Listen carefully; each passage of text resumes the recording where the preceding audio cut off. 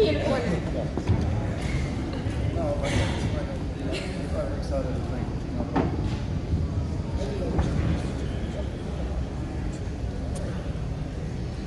on the edge. This is very nerve-wracking. All right, welcome everybody to the 2022 Power Rangers Mystic Force panel.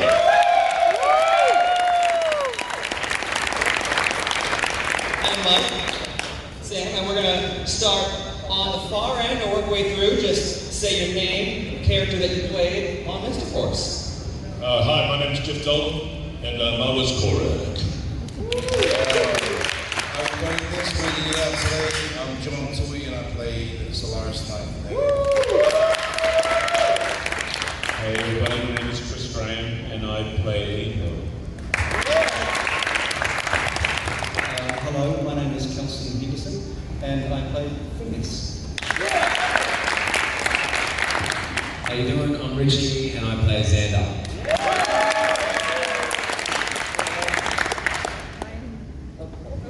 I'm Jackie Marchand. I played a writer and producer of the show.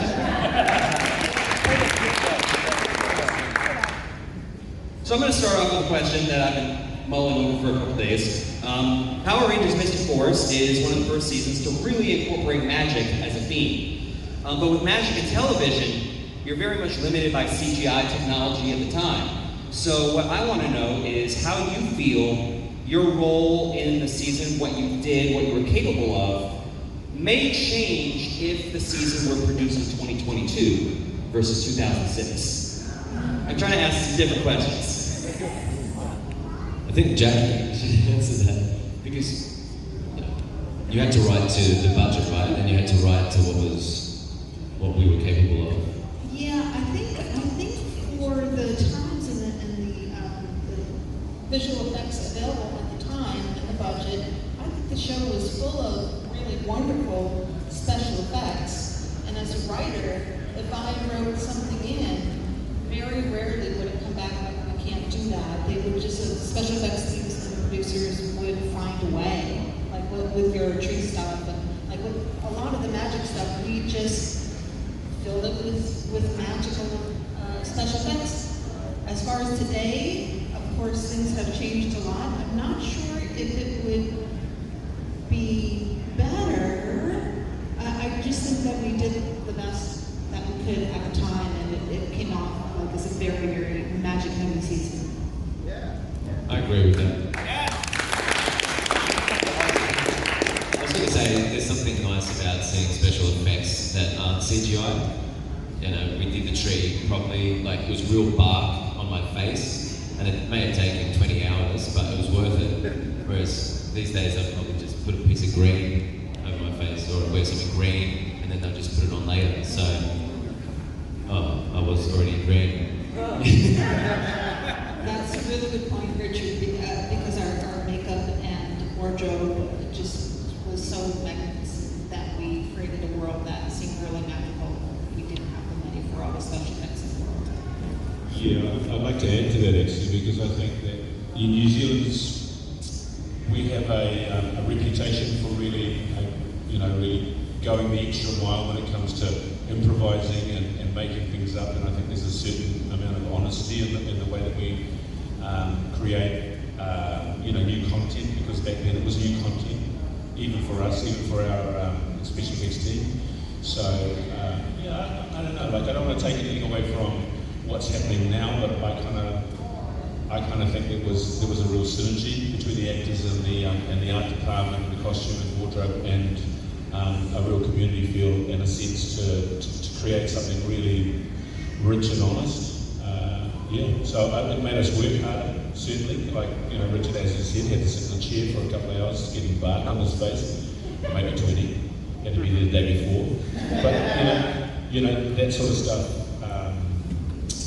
obviously they can speed that up nowadays, but, in the day it gave an opportunity to have a sense of depth of this character.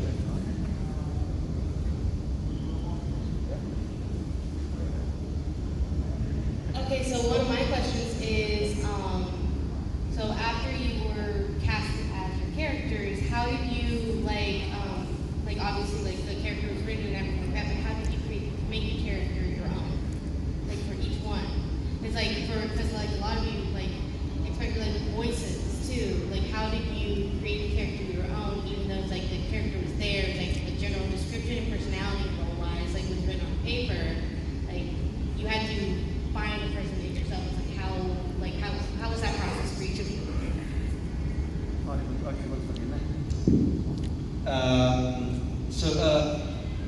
Phineas really cool. It just came from the animal noise. And I remember for the audition, he was meant to be eating a carcass. And I remember just rehearsing at home, buying roast chickens and like doing the audition, eating roast chicken. And that's where Phineas really came from, that whole noise and things like, all came from trying to eat a roast chicken. The weird thing is that to start with, Phineas was going to be two personalities in one body. And there was lots more actually, I guess, Gollum Smeagolite really deliberately talking to two halves. And we started filming that way, and then very quickly realised that it wasn't quite working for us. And then we kind of came up with the kind of half-thought talk to himself, like, oh, yeah, okay, oh good, yeah. So actually, if you watch the first episode, it is a little bit more very directly two things, and then it evolved into that kind of muddle-headed character. Is a story? I might add to that. Sometimes the casting has a big role to play. So if they cast it right, generally you cast quite similar to your character already. So I found with Xander, I already kind of understood this. There was a lot of similarities between me and Xander. And then when we were doing table reads, I started with an American accent, but maybe because my accent wasn't good enough, or I started doing an Australian accent, and it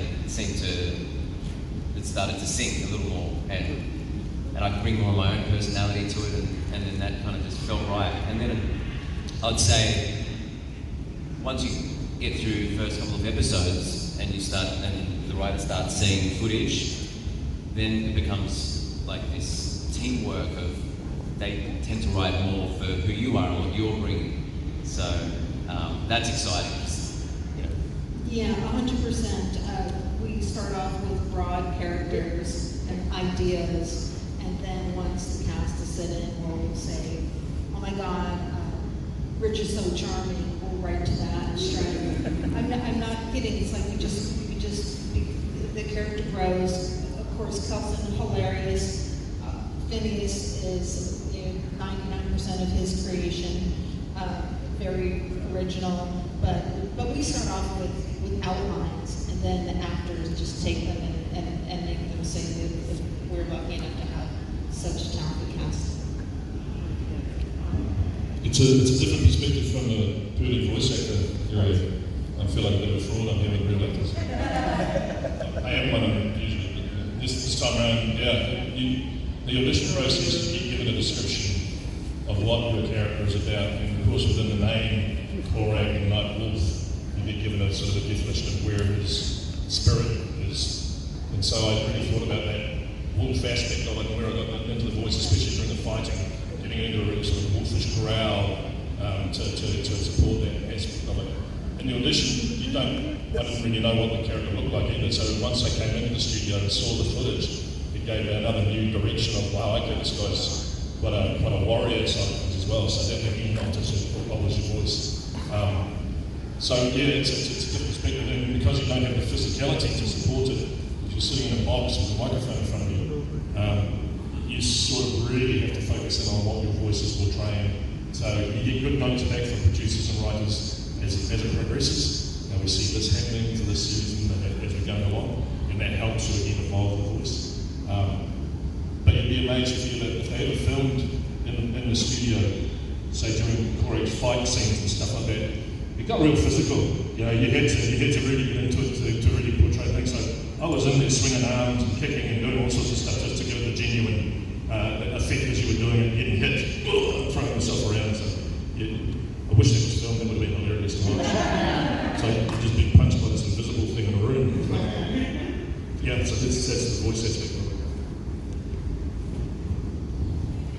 And I'm actually going to touch on for that side of the panel for a second. So we have an interesting case where with Jeff and Chris, they're actually portraying the same person, the same character, albeit in different means. And then with John, you played Doggy the season prior, but then you played a completely different character this time around. So there's a completely different disconnect, a completely different way of playing the character. So I was wondering, with the three of you, either because you had two people kind of playing the same character or a completely different way of looking at a character from prior. How you approach that, I don't know if you two were able to collaborate and figure out, like, I'm doing this, maybe you should do this, or something along those lines. I didn't find out that there was going to be a limbo until about 2 weeks before I finished. I got told, oh, you've only got a couple more weeks of filming. I went, what's that? I said, oh, they're introducing this human version of you. And I was like, what? I didn't even get an audition. Sure, they would have taken it, but no, that was it. So there was sort of like, oh, so there was no change for me from that aspect, because Korak shouldn't have been affected by that. He didn't know he was under control, and that otherwise would have modified the character too much. It might have been interesting towards the end for that knowledge to be there. It could have been bubbling underneath and creating a sort of an emotional challenge for him or a mental challenge for him. But yeah, 2 weeks notice, a bit late to sort of throw things in. So I don't think it changed things too bad. And it was a great job by not that I ever saw Chris do this job, because I've never seen the show, because we don't get it in New Zealand. So until it came up on YouTube or something like that, I might have been able to watch it. But yeah, it wasn't screening in New Zealand. We never got to see the product afterwards. Yeah, I guess it kind of, the question almost rests in the hands of the writers, because, and the producers and even the directors, because they're the ones that get an opportunity to put this together. It's like a great big huge jigsaw puzzle. And as Jeff was saying, one of the things, like, I didn't know anything about Korak. Well, I knew about it, but I didn't know it was Jeff, and I didn't know he was the voice and stuff like that. So, and you know what? Now that he said what he said, the kind of pennies dropped for me as well. That it was kind of good that I didn't know Korak, like really, metaphorically. So, I guess for me, for my own character, for Limbo, he was a bit of a gift, really, and I blindly walked into it, and I don't know, like part of me wants to ask the writers some questions now that we've got them in the room, because like. Those, as Jeff was saying, we didn't get to see the show. We don't know what it looked like from the beginning to the end. So a lot of it was, it's like a bit of a jigsaw. Even after 17 years, we're still putting parts of that puzzle back together.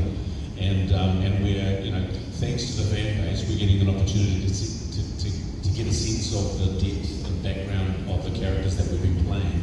And it's kind of this really long, slow journey. It's probably a little bit like a Mystic Force. But do you know what I mean? Like we're kind of finding out about ourselves every day, and maybe it's in the writing. Maybe they put it in the writing, and there's little seeds in there that allow us to kind of do the things we do and portray the things that we do, that they get to see and you get to see as an audience before we even get to see them.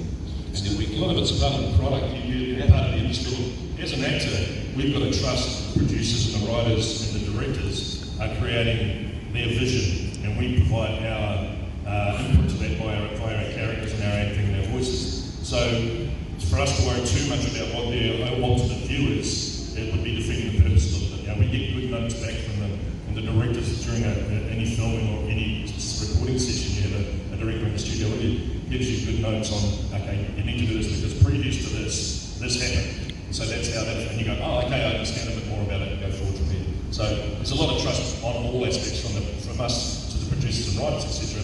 And on the other end too, from them going, it's your job to put that on the screen for us. Yes, just bringing it back to playing Solaris Night. So the year before playing Doggy Kruger, I based, like I said this at the other panel, for a quick fix, I do a lot of cheats, and I based Doggy Kruger on George C. Scott's performance as Patton, which was an Oscar-winning performance in 1970. He was very militant and a father figure.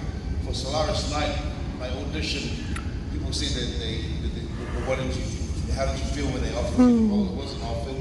I auditioned for that role. I fought for it like everybody else, and I was grateful enough to be casted in it again. So it wasn't a planned move, but when it came to trying to shed the last character that I played, Doggy Kruger, I was kind of in a similar position of playing another mentor who was very strong and very stern. So I did my trick again, and then I based Solaris Knight on Russell Crowe's performance as Maximus, which was another award-winning performance in Gladiator. I'm never going to get an answer for it, but for me, it was a good base to start from. And then when I read the script, I knew that he was stern, but he was more like an uncle and a leader, more than the stern general that I played the year before. And then to be able to do it in a different accent was good, so I played him closer to Russell's natural accent, which was Kiwi, the emphasis in playing. And that's where I went with that. So the voicing and the posture and everything was based on that. And that's just an easy, quick fix as an actor, to try to embody something really fast for a show that's high octane, very fast and powerful. Like Jeff was saying, when we're in the booth and we're going here and ready, the energy that it takes to even get to that level isn't something you just wake up and have a cup of coffee. Rah! Something you lead into. So every actor has their own process of doing that. So yeah, that was me with Solaris Knight. When I auditioned, they got casted for it. And the fact that listen, man, this whole weekend's been awesome for me, seeing the diverseness, also the inclusiveness that the Power Ranger community has had. We are the most inclusive, diverse culture in film and TV that's out there ever, and I'm part of a few other franchises. It's not about being macho, it's about accepting yourself, accepting others, standing up to yourself, and standing up to those who can't stand up to themselves. So this.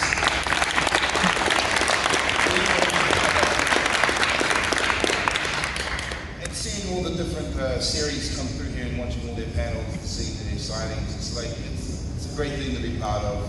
And I think this weekend I really realized how great and how grateful I am to be part of this. So yeah, that's my Solaris Knight process.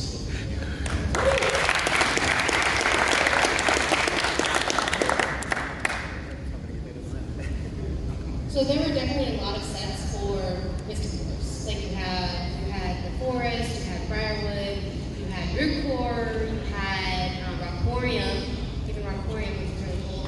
And I was curious, what was some of your guys' favorite sets to be on? Like whenever you guys filmed that day, what was your favorite set to be on? Well, for me, it's the Rockporium, because I love music. So working at a music store was kind of awesome, even if it wasn't real. But there were a lot of cool records and fake band names and stuff. I may have stolen a few little things when I left. I can say that now, I'm in trouble. But I was really nervous when I took a little Rockporium key chain thing and a bracelet. And yeah, the badge, yeah, I've still got that. But I really thought they were going to kick me out of the show and erase all my scenes if they called me. So, yeah. But yeah, the Rockporium was super cool. And I was also the manager there, so I had some good scenes there. I was a bit of a smart aleck, so that was fun for me. Yeah, not good for props. Anyone else? My favourite was the recording studio.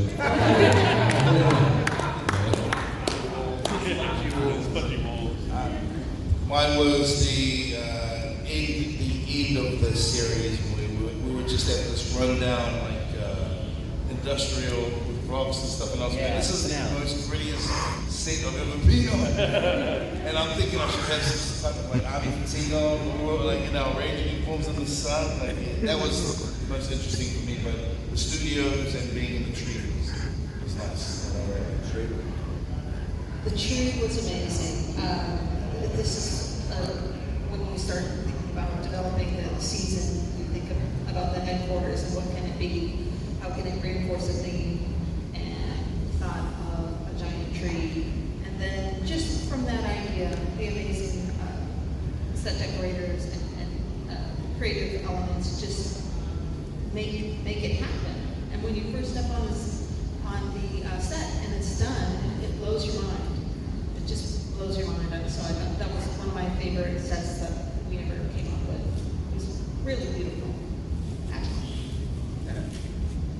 Yeah, I mean, it's not one of the big sets. I love Rockporium, but for me it's also because Phineas has spent a lot of time just alone in the forest. So if I was there on the set, I mean, I got to interact with other people. Oh, this is cool. So rock pouring was choice because I just got to wander around and touch things and like what that. But the dentists, that whole dentist scene and all the like the dentist chair and the pose we had there, that was a great a lot of fun that day because we got to shoot like just off Queen Street, so wandering down Auckland's biggest street dressed as Phineas, like staring at people. That was fun. And then getting to play with Cameron and Barney and the dentists. It was a great fun day. So I'm going to bring up the Sentai for just a brief second. So in Magic Ranger, the series from Sentai that Mr. Force was adapted into, one of its biggest strengths is that it does character focus in terms of pairs of characters. Red and Blue would get a pair of episodes, Red and Yellow would get a pair of episodes, and they got every single pair of characters their own focus. Mystic Force had 32, but compliments to the writing, you were very much able to pull that off and keep that kind of thing there, even though in a bit of an abbreviated version. So you had additional characters as well, such as Phineas. So I'm curious for each of you, which character, besides your own, did you want to extrapolate a little bit on an additional detail that you wanted to see the relationship between your character and another character go a little bit further? I guess on the flip book answer. So I feel like Vita and I had quite a lot together, and we kind of bonded. We went through Petrified Xander together. Nick and I had a nice moment towards the end where I spoke to him about being accepted by your peers and being bullied at school and helping him know that he had a family in us. So that was really nice. But with Melanie and Chip, I feel like probably for me, who was Mel's character again? Madison. That's right. Probably, yeah. I don't know if Xander and Madison had. Do you remember? I don't think I have. Yeah, that might have been something that wasn't there. And Chip, I felt like was everyone's best friend. He was just making us laugh constantly on the set and ruining takes by doing so. He is very funny. I don't know if you follow him on Instagram, social media and stuff. He's a very clever guy.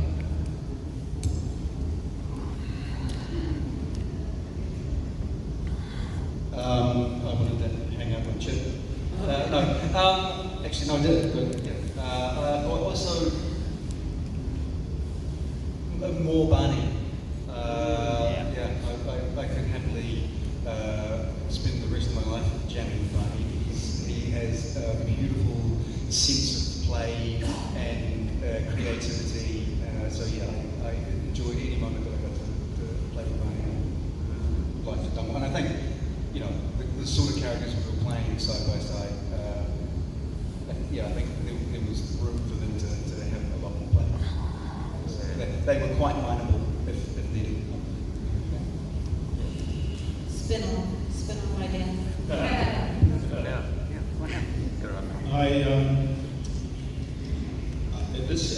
The question sounds like you're looking at maybe pitching a second season. So I'm going to go with it. I'm just going with thoughts, man. That's all. No, well, I mean, honestly, we could probably name most of the characters. One of the things that I'm thinking of, I'm sitting next to him, I'm thinking about, Daggeron and Limbo back in the day when they were like, they were earnest and they were aggressive and stuff like that. But we also know that people like that tend not to be like that earlier on in their lives. So there could have been something, when we were hitting the bars and stuff like that, and being reckless, and maybe we even kind of beat each other up every now and again. But I'll let them off now. I would have loved to have more scenes with the Limbo character, because when that reveal happens, it's a big reveal, because it's kind of Darth Vader-ish if you think about it. That surprised me because every time we read the script, it was doing it. The actors looking for their lines first, and then we look at the story. It was just me. Listen, I would have loved to have more a deeper in story between the two characters. why Dagon was so loyal to Liam, that he felt the skills that he needed to raise his, not raise his son, but watch over his son as he grew. So I've always seen Dagon as like Samwise Gamgee of the whole relationship between the warriors. Yeah, he's a very loyal friend. Would love to see more. So there were a lot of villains on this show too, and like you have Tombu towards the very end, you have all the like main evil villains and everything like that, and you also have of course had a lot of fighting scenes like outside the suits and such. What were like a couple of your favorite villains if you can remember like fighting? Like Nemo also got to technically fight Nick, and when he was evil, and so like what were some of your like your favorite villains to fight, or like favorite villains that even if like they were only there for like an episode or two, like each and every which one do you remember that you had to fight with the most? I feel like, do you remember Matumbo? Yeah. Yeah? That was a really special story. If I'm remembering this correctly, he was a really nice monster? Yes. Was he? Yes. That's right. And that really pulled on my heartstrings, that one. We always loved Matumbo, and we've talked about him years after. Me and Angie. Yeah, that was our favourite monster. And I just like the way it sounds. Matumbo. Is that right? Yeah, you got it.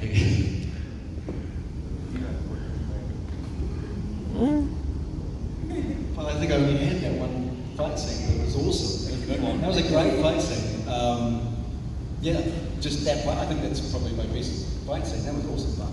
The stunt team did really well. I guess it helps when you've got like a rubber face. So, yeah, we can sub it out really easily. So yeah, it was very easy to make me look like I was a kung fu master, a comedy kung fu master. Of course. Yeah, no, that was a great fight scene. When you have Literally it, wiping the floor with them. are they able to make contact because it's not your face? Like they don't have to pull any punches? Yeah, right? just put padding inside my cheeks and then get it away. Yeah, that's what I thought the same. I guess, I have to say it's with the master, and the reason why that is actually is because the master's voice was Stuart Vinnie. Stuart Vinnie was my tutor at drama school. So we beat him up in drama school, and I got to beat him up in the Power Rangers. Awesome. And he didn't even know. I don't think, even to this day, he might not even know. So I must tell him next time I see him. My fight scene was with Nick, and Dagon and Nick had the sword, the joust, and Ferris and I have pretty big egos, so there's a lot of jousting on set, and he really relished beating Dagon, and I hated it, man. Like John the actor hated losing to him, and he played up on it. We tried to help the scene a lot more, and where the young bull beats the old one. Yeah, that was my favorite. Just had to get over myself. That's all I did was fight, really. I just fought everybody, and I didn't care what their name was. To the point where I didn't even want to remember what their name was. So yeah, it was quite weird. I was just saying to John, and he was like, wow. And I mentioned it yesterday in the Metaphors. So being a voice actor, I never met any of these guys at all. I've known Kelsey for a long time. I think Chris and I may have worked together, John and I may have met during their social events, but any of the international actors on the scene I never met. And same with Megaforce. When I arrived on Friday for the convention, I walked up to the guys at Megaforce and said, hi, I was your Gosei, and they were like, wow! That was 10 years later, this is 16 years later, So, and my only regret, it's a sort of a very isolated role you do when you're the voice actor. But my only gripe with the whole thing was that I never got invited to the rap party. So, yeah, it was a good rap party. I've done 13 different seasons of the show and I've never been invited to a rap party. So I need to sort that out. Let's get that invite out for Jeff next time. That's what I'm saying. So now we're actually going to open it up to the floor for some questions. We're just going to, raising your hand and whatnot. I see one right there. My guy in red is first. So a lot of you came from SPD, or a couple of you came from SPD prior.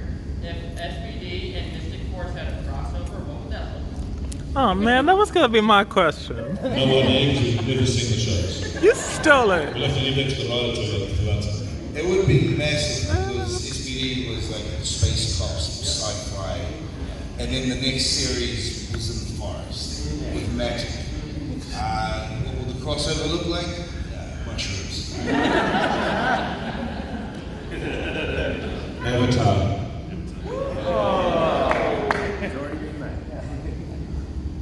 Right here in the front, the woman in the red. Oh my god.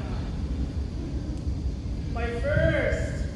I love you guys so much. But my question, you guys know this. If you had to write your own spell into the show for your character, what would it be? I tell you, in 2022, that was a big question. I'm sorry, man. I've been holding it for a long time. Great question. That's all right that's the question for the writer.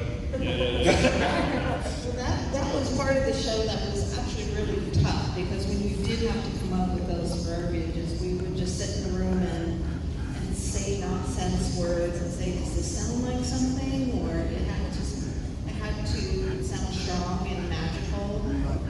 So we would come up with a list of things and go around and say, how does this sound? How does that sound? So we tried our best. Luckily, there wasn't too many spells because that stuff was hard. That stuff was very hard. I remember getting the first one I had to do it. Jim McClarty was my director in studio. And I just looked up and said, no one told me I had to speak Latin. What's going on here? Yeah, there's a lot of Latin. Yeah, it was great. So I was like, how's it proper said? It was a challenge. That's it. I saw the person in the green right here. Now Disney takes a lot of control over their creative content. How involved was Disney in development and during filming? Oh, that was a good question.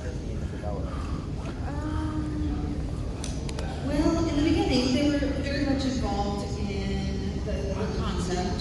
Like we would pitch concepts to them, and they would say, go with this particular one. They would be somewhat hands-off. I think in Mystic Force, they gave us a lot more creative control, and that's why Mystic Force, in my opinion, is a very specific, it's a world of a season. So we were able to keep that contained world and still make it Power Rangers, but we just had this motif that was so strong. But yeah, again, we pitched it as a magical season, and of course off the Metro Ranger, and for the most part, they let us run with it. Yeah, definitely. For Mystic Force, we had a lot of creative control. Girl with the purple pink hair. I'm asking this, I haven't read any of the expanded universe or anything, so that's where this question is coming from. For all the actors, do you have any thoughts on what your characters would have developed, what their lives would have been like after the series, what they would have gone on to do?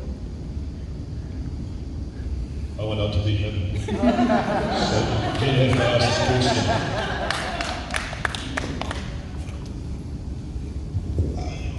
My character, I felt he was still, once Liam Bo's character came back, their family was complete. I felt Liam Bo would be like a wandering samurai who would need another master and hopefully find love. But, yeah, that's all right. He'd probably end up at our house. On the couch. Yeah. Udonna would probably have a little bed out there for him. But because our last scene was driving into the sunset, literally in New Zealand, we were driving up towards Piha. So in my mind's eye, that's where I ended up. I ended up out at Piha on the west coast. I don't know if any of you know that, but it's a beautiful wild coast with fantastic views as you come around the corner. It's just, it's just one of those things that kind of takes your breath away. But they're unusual people down there, I have to say. And we'd be a couple that would blend in really easily.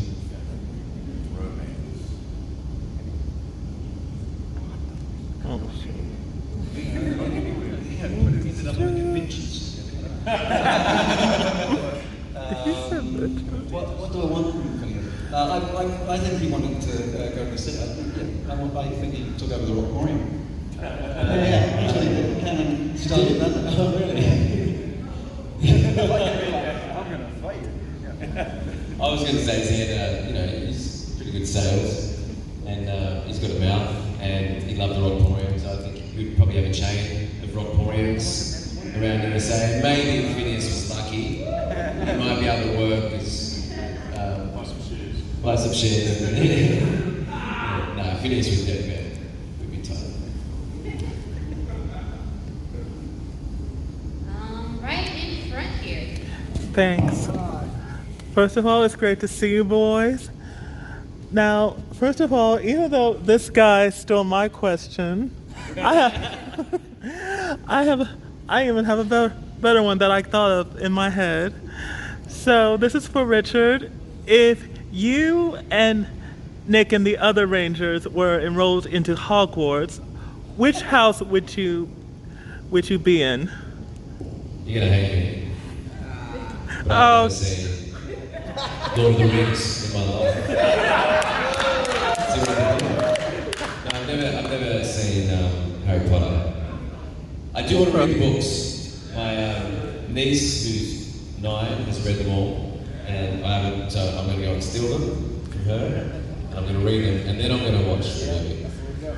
Yeah, but She must have told you what she read already. Like, so she'd be insult. You're a Slytherin, or something like that. She must have told you that an insult. Probably. Thank you. That's what she's talking about. Yeah, so I'm sorry I can't answer that for you. It's all right. SPD ready. Afternoon. Wait, is that the same guy who dressed up as the Phantom Ranger from yesterday? Is that intentional, or should we not know? Oh my God, I think it is. That guy with the yellow highlights is with him. So, it's more of a crossover prop. So, our set decorators definitely use as many props as we can. New Zealand's a green country, so we recycle a lot. Yeah. A lot of recycling. But that's a good catch. Good catch. I think he's SPD. I think he's just trying to find his lost stuff. It's been 15 years. He's just trying to find it out, write it off in the taxes or something. Right in the front here. So, the last fight scene, you've got the city force coming together, and just that huge emotional scene where, like, all the Rangers, all the fighters have lost all their powers. How emotional was it for you guys to have both communities come together and repower you so you could finish the fight with Master? It's incredible, highly emotional, and by that point you've all been working on episode after episode after episode. So by that point you've got the whole story behind you, and that's really fun those last couple of episodes because you've done all the work and then you're just kind of playing in that world that you've built. So yeah, it was a good time. It's interesting you say it because that's what a Power Ranger is, right? Right? Like, and at the end of that, they collectively find the strength to overcome evil, no matter what the cost. So it was the grand finale, man. No way to end it but to fight, because you have to fight. That's the message of life. No matter what, you have to fight. You have to keep fighting. Yeah, great. I'm sorry. I was just going to say, bobbing off that, John. One of the things that we tried to accomplish with that was starting off with people in the city being afraid, people in the forest, so this fear that separated the civilians from the magical people, and that's something we definitely wanted to resolve at the end, and that taking away that fear and having everybody work together was the thing that defeated the baddies, so I hope you like that. I'm glad you got that. Person in the white right there. What in Power Rangers or elsewhere in your careers, what was the most difficult part of some of the things you filmed or worked on? for me, it was I'd use voice sessions in 5-hour blocks. You do 2 or 3 episodes at a time, and Korak didn't have a huge amount of dialogue in each episode. So what we'd do is I would record all the dialogue first, get the dialogue done, because then I'd spend the next 4 or 3.5 or 3 hours generally, but get closer to 4, doing all the fight sequences. And the vocal energy and vocal strain that goes into producing the noises and the sounds and the responses, etc. Trying to get it all in there. You do that for 4 hours, you rearrange your vocal cords big time. So I would walk out of the studio each time with, I took a couple of days for my voice to recover each time. Luckily, I'm opera trained, I'm singing trained, I'm voice trained through years in theatre, so it would recover. But if you hadn't done that work, it could have done some serious damage to vocal cords and polyps, etc. So that was the most difficult aspect of my work.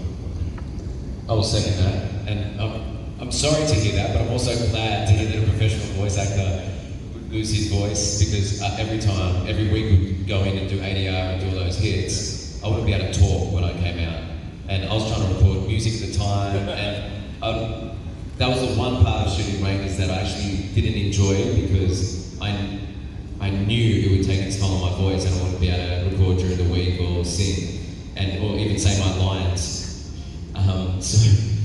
And I don't know if I ever developed the technique to. I remember Nick Chip would do a lot of that, and he told me he just never lost his voice.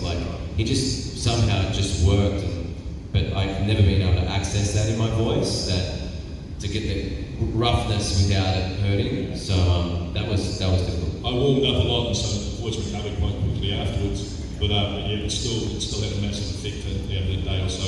You were just talking about this a little bit, because it was nasty.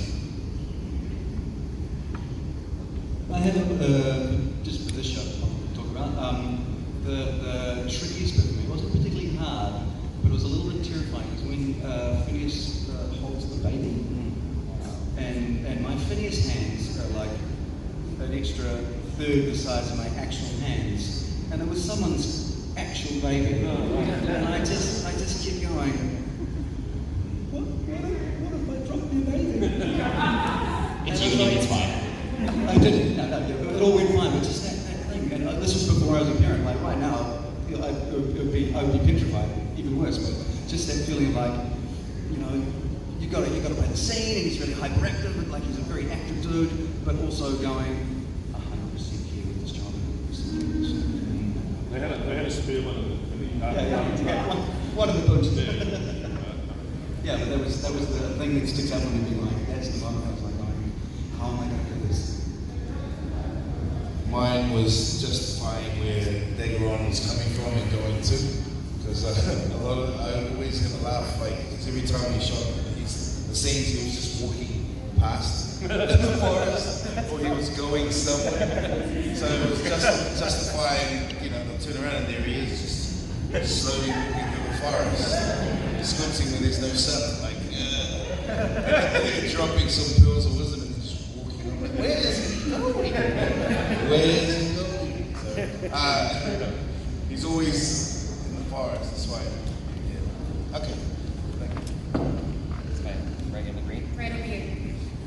So, sorry. I know that the source of the Ranger's powers was tied back to Rita Repulsa, but very vaguely.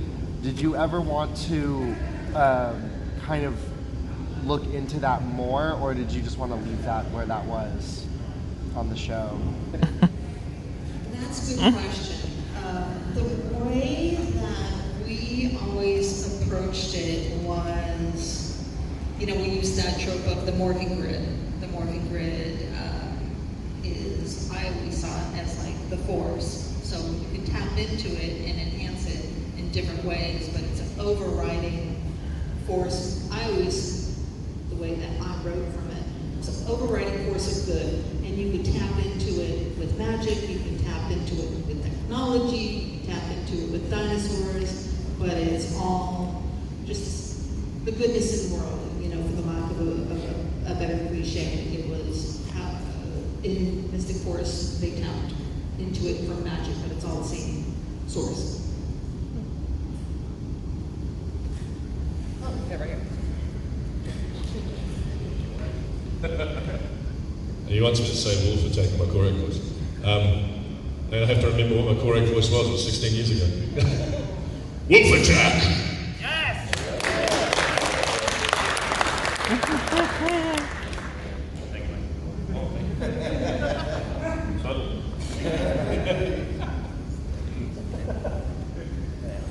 Anyone else have a question? Right over here. My question is actually for the whole panel, as your characters. I wanted to ask, what's one piece of advice you think your characters would give to you if they were real people? A character would give to us. I would take advice from Xander.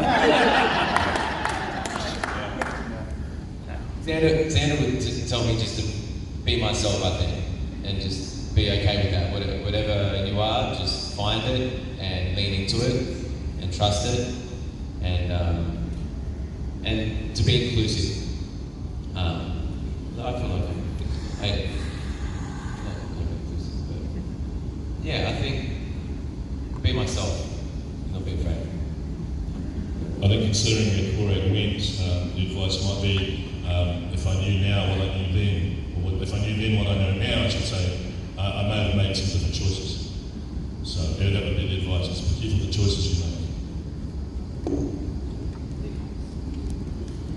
It's a good question. All the questions have been really good in this panel. Like, you guys have been stating great questions for this one, I just have to say. Would you like to start another question yet?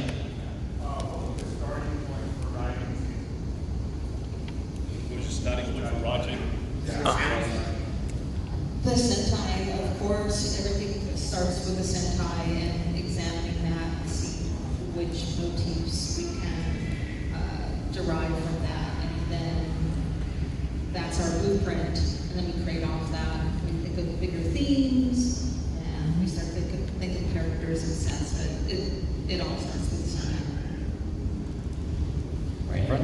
Kind of piggybacking off of that, were you able to watch the full Sentai? And if so, what were you able to bring over, or would you have brought over that you didn't?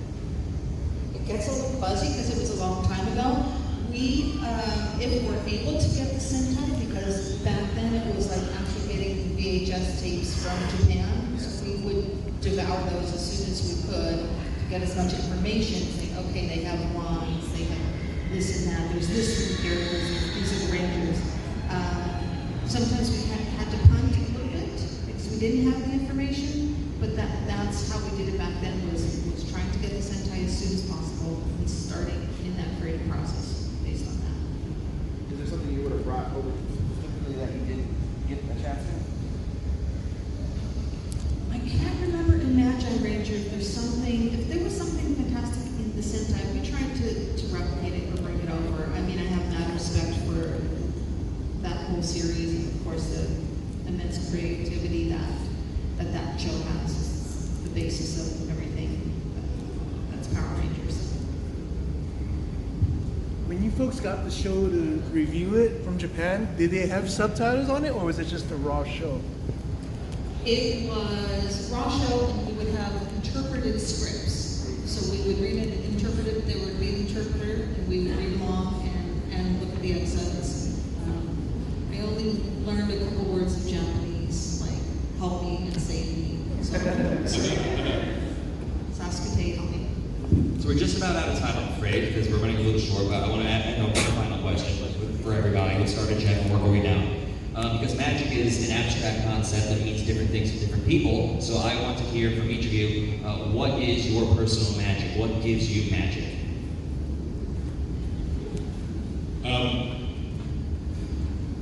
For me, it's performance. I just love performing and seeing the effect it has on people, and that changes me as I perform. When I'm singing, I'm not a closet singer. I sing professionally. I get out, and if you come to Orlando, you might get an experience of that.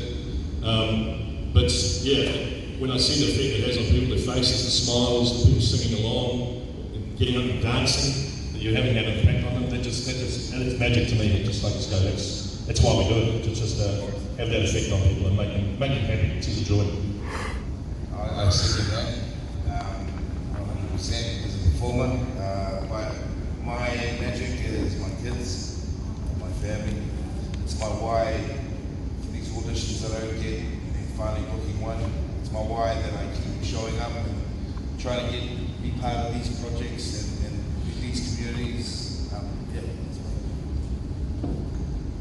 I guess, I don't know, that's a tough question. I'd like to think that my magic is seeing the magic in others and, giving them the opportunity to experience that and, in the work that I do. Like we're all performers and a lot of the work that I do is I direct, I suppose you call it community theatre with youth at risk. And so, it's that thing where you see people, with a lot of bumps and bruises, but, there's magic in there. And if you wait long enough, you're in the presence of it. So, yeah, there you go. That's my magic. I guess I'm similar to John. My family, the impetus for all the things I do. But I guess to add on to that, I think the magic is the energy between people.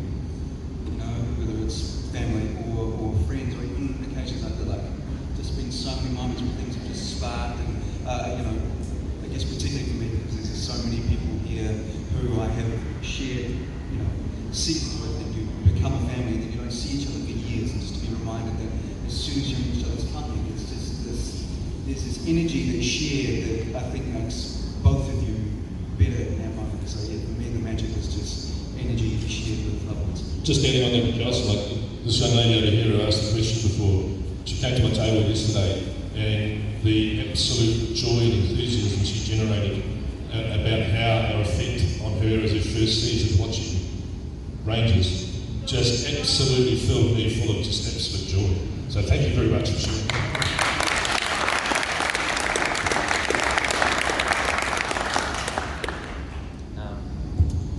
They were all really nice.